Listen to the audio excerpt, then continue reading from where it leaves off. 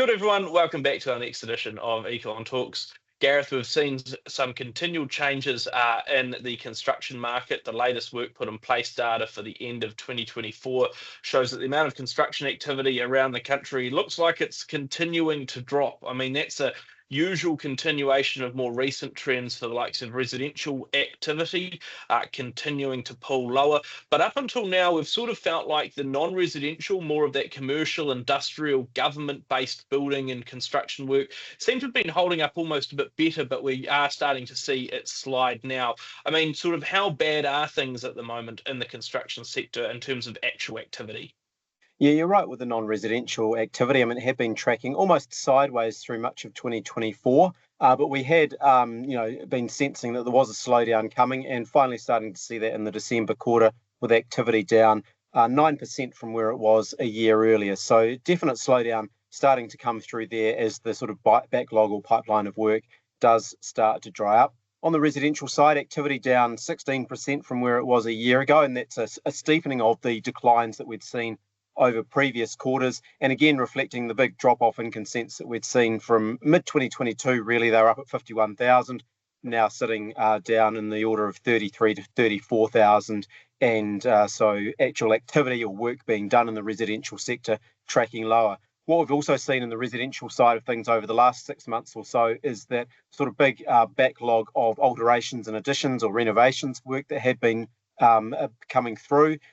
People had got plenty of consents 2 or 3 years ago when interest rates were low and everybody was wanting to spend money on their house to make sure it was a nice place to be locked down, but you couldn't get a builder to do that work for quite a while because they're all off building new houses. Well, that work had continued on for a while, but the last 6 months or so, we have started to see that pipeline or that sort of level of activity dropping away as well. So quite a broad-based slowdown coming through in the construction industry now.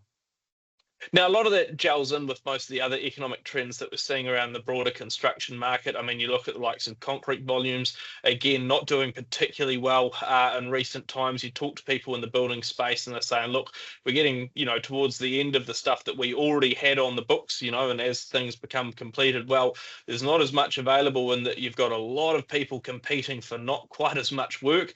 The workforce across construction is starting to fall. I mean, what's the outlook here? Both sort of short term, but also sort of casting about in the wider sector. Government talks a lot about the likes of infrastructure investment, but again, that seems to be a little bit slow to come to the party. But in terms of, where are consents going for the likes of residential and non-residential work? Is there sort of any more left in the tank there? Have we sort of exhausted it? Well, on the residential side, we have seen consent numbers stabilise since the middle of last year at around that 34,000 level. And our expectation is that they continue to hold around there for the next 18 months or so. A bit more optimism around the housing market as interest rates track downwards through the course of second half of last year and this year. That's sort of helping to provide a bit more stability and a little bit more optimism coming through when we talk to people in the residential construction industry in particular. Non-residential, more lagging the sort of rest of the economy in terms of the downturn. Consent volumes, once you strip out building cost inflation there, they've plunged down to a new 4-year low, and they're about 17 to 18% off their peak where they were in mid-2023. And that, as I said, is only starting to come through into actual activity levels now. So there is still substantial falls, I think, coming through for non-residential activity through the course of the rest of this year as well.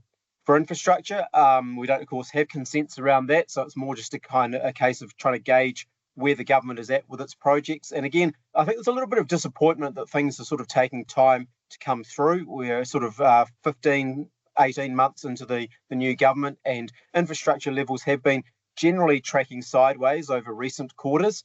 There is certainly word around Wellington at the moment, though, that the government is very keen to progress stuff and get things going by the end of this year, knowing, of course, that there is an election next year and knowing that part of what they campaigned on is delivering stuff and getting it out there. And so they want to have those projects underway to be able to point to stuff and say, look, we are getting things done, and, you should vote for us, keep us going, because, we are delivering on what we'd promised. But at the moment, yet to see any real momentum in that infrastructure space.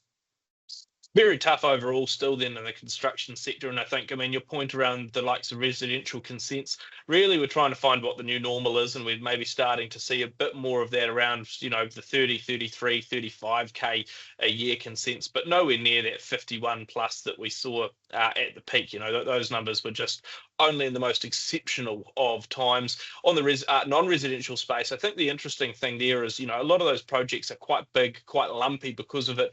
And of course, for a lot of businesses, they're also thinking at the moment and going, look, there's just a lot of uncertainty about global activity. There's a lot of uncertainty, a little bit around interest rates and general economic activity. I need as a business to see a sort of good enough, stable enough period of better trends, sales and everything for me to go, yes, that expansion I was thinking of, I'm actually going to do, instead of going, oh, look, I'd like to, but I'm just not sure if it's actually going to be worthwhile and if I can make it stack up. So a little bit of reluctance there that'll probably take a little bit more time to fully come through in the numbers. And then on the infrastructure front, hey, the government wants to get some shovels in the ground. It takes a bit of time to get there, but like you say, they'll really want to see more of that happening by the time we get to election time or just before.